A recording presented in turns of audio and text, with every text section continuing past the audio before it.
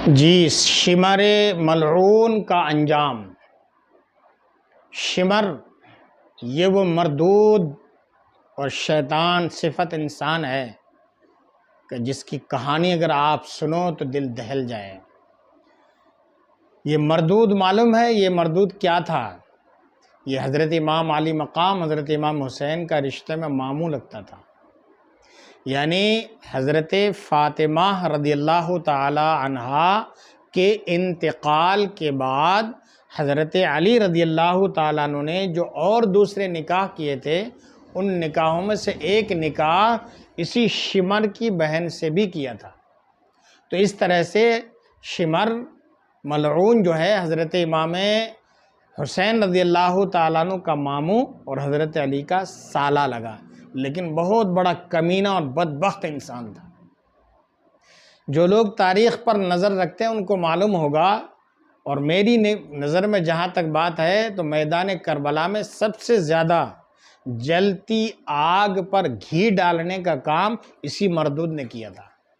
معاملہ سلجھنے والا تھا، لیکن واقعہ طویل ہے، میں اس وقت میں وہاں تک نہیں پہنچا سکتا اور وہ بیان آپ کو میں نہیں سنا سکتا، لیکن اس نے وہاں پر ایک بہت بڑا کارنامہ انجام دیا تھا۔ معاملہ سلجھنے والا تھا، لیکن سلجھتے سلجھتے اس نے اس کو بگاڑ دیا، جبکہ یہ امام علی مقام رضی اللہ تعالیٰ عنہ کا رشتہ دار یعنی رشتے میں ماموں لگتا تھا۔ اس کو ہمدردی ہونی چاہیے تھی، لیکن کیا کہتے ہیں کہ ایسی اس نے شقاوت اور بدبختی اپنے دل میں پال رکھی تھی کہ حضرت امام علی مقام رضی اللہ تعالیٰ عنہ کا یہ جانی دشمن بن گیا۔ بہرحال جب مختار ثقفی کا اس کے کوفہ کی حکومت پر قبضہ ہوا تو اس نے ایک ایک کر کے جنہوں نے میدان کربلا میں امام علی مقام کے خلاف جو یزیدی فوج میں اور عمر بن سعد کے ساتھ جو لوگ کھڑے تھے، ان سب کا ایک ایک کر کے بدلہ لیا۔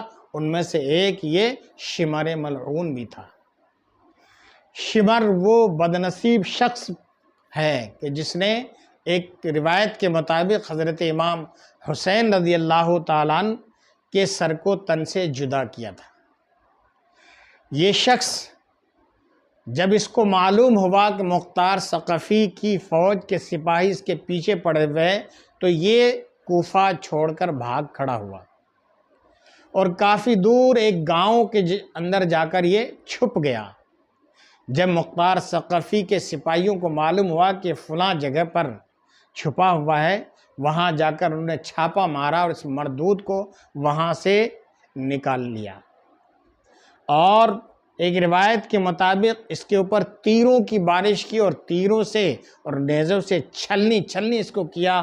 اس نے کہا کہ مجھے بہت شدت کی پیاس لگ رہی ہے، مجھے پانی پلاؤ۔ تو مختار ثقفی نے کہا کہ وہ وقت یاد کرو جب میدان کربلا میں تو نے نواسۂ رسول اور ان کے چھوٹے چھوٹے بچوں کو پانی سے ترسا اور تڑپایا تھا۔ بالآخر اس ملعون کو نیزے مار مار کر، تیر مار مار کر ایسا زخمی کیا کہ یہ بے حال ہو گیا، اور اس کے بعد اس کے سر کو اس کے تن سے، اس کے جسم سے جدا کر کے اس کے جسم کو کتوں کے حوالے کر دیا گیا۔ اللہ تبارک و تعالیٰ نے آخرت سے پہلے دنیا ہی میں ایک بھیانک اور دردناک عذاب کو اس کے اوپر مسلط کر دیا۔ دیکھا کہ اس کو عمر بن سعد کی جھوٹی ہمدردی کام آئی، ابن زیاد کام آیا، یزید کام آیا، دنیاوی دولت اس کو عذاب سے بچا سکی، دنیا کی سلطنت، یہاں کی ناموری اس کو عذاب سے بچا سکی۔ دیکھا آپ نے کہ امام علی مقام رضی اللہ تعالیٰ عنہ کے شہادت نے ان ظالموں سے ایک ایک کر کے کس طرح سے انتقام اور بدلہ لیا، اور ابھی آخرت کا عذاب باقی ہے۔